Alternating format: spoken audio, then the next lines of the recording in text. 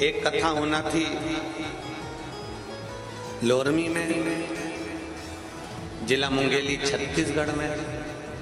वो कथा होना थी 2 तारीख से। तो वो कथा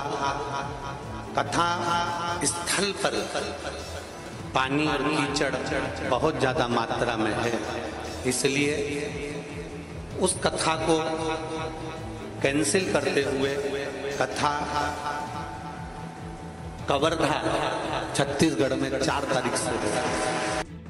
जाति जनगणना के मुद्दे पर कल लोकसभा में अनुराग ठाकुर, राहुल गांधी और अखिलेश यादव के बीच जो नोकझोंक हुई, उसका असर आज भी संसद की कार्यवाही में देखने को मिला।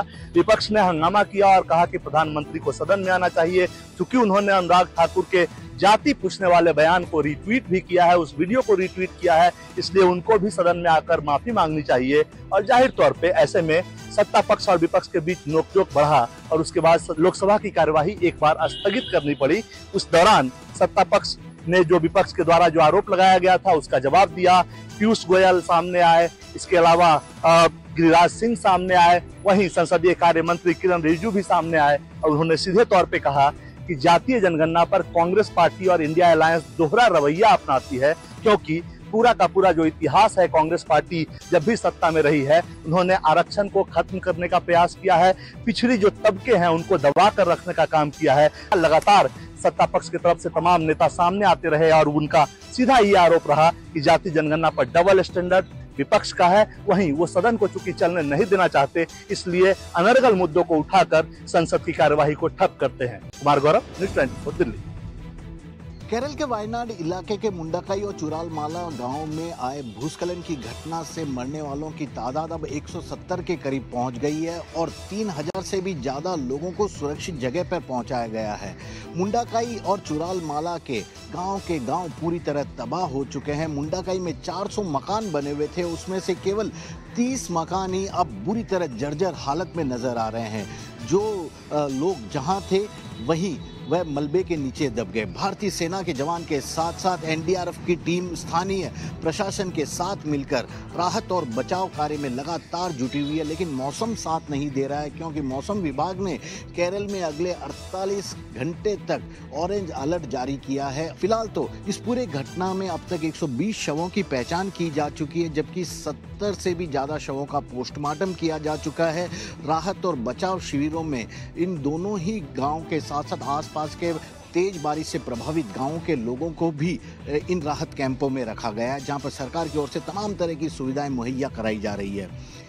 श्रीवत्सन, न्यूज़ 24।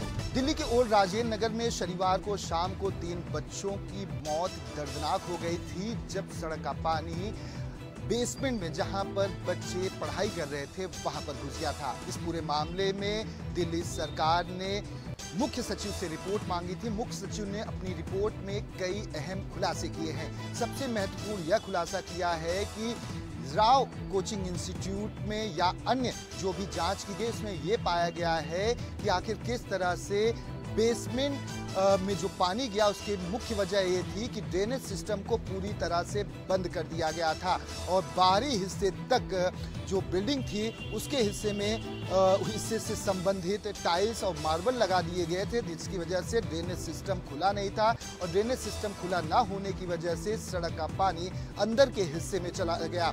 वहीं दूसरी महत्वपूर्ण जानकारी साझा की गई है कि अगर वहां पर सुरक्षा गार्ड मौजूद होता तो समय रहते अंदर बच्चे जो बैठे हुए थे उनको सूचना दी जाती तो शायद इतना बड़ा हादसा पेश ना आता। कैमरामैन कालिकान के साथ दीपक दुबे, न्यूज़ 24 दिल्ली। दिल्ली की घटना के बाद राजधानी पटना में भी तमाम कोचिंग संस्थानों के खिलाफ जिला प्रशासन ने अपनी जांच शुरू कर दी है।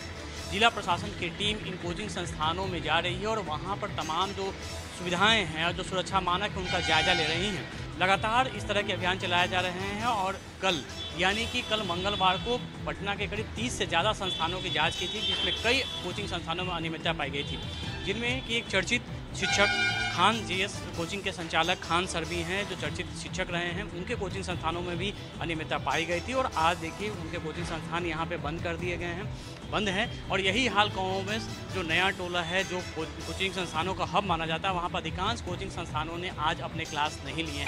कल जब जिला प्रशासन की टीम यहाँ पे बैठी थी, जब यहाँ पहुँची हुई थी, उस दौरान कई जो कोचिंग संस्थान थे वो बिना रजिस्ट्रेशन के थे, कई में वहाँ पे एनओसी नहीं था फायर ब्रिगेड का, और कई ऐसे संस्थान थे जहाँ पर जो व्यवस्था थी वो काफ़ी वहाँ खराब थी और वहाँ बड़ी लापरवाही सामने आई थी। अगर कोई दुर्घटना घटती है तो वहाँ कोई भी हादसा हो सकता था। कैमरामैन सनी के साथ अमिताभ ओझा, पटना, न्यूज़ 24।